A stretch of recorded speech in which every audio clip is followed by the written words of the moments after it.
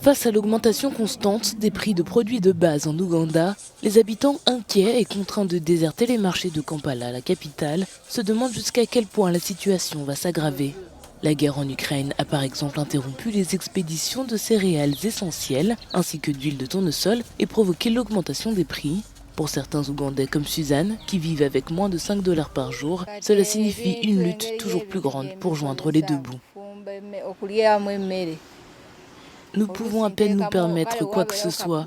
Depuis des semaines, je donne aux enfants de la nourriture juste bouillie dans de l'eau.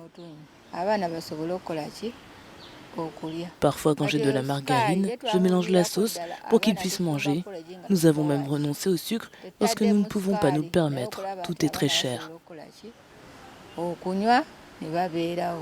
Si pour le gouvernement, la pandémie prolongée de coronavirus et l'invasion de la Russie en Ukraine sont à l'origine de la flambée des prix de base, il s'efforce de gérer la situation.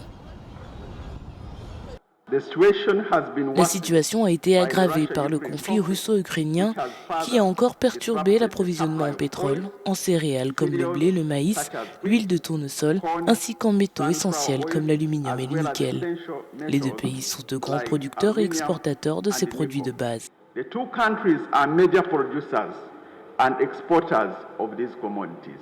Les analystes économiques pensent que le gouvernement doit changer son approche pour aider les Ougandais qui se remettent encore des perturbations de la Covid-19. Le gouvernement devrait avoir la capacité ou l'intérêt ou la volonté de pouvoir dicter certaines de ces choses. Parce qu'une fois que vous laissez tout aux forces du marché, vous laissez tout aux hommes d'affaires ou au secteur privé. Dans une large mesure, le secteur privé est un peu égoïste car son principal objectif est de faire du profit. Alors, dans quelle mesure devrait-il être autorisé à faire du profit? Je pense que seul l'État peut intervenir et mettre une limite à cela. Le gouvernement ougandais affirme qu'il mettra en place des mesures visant à protéger les Ougandais contre les individus qui tentent de profiter de la population en augmentant injustement leurs prix sous prétexte d'inflation.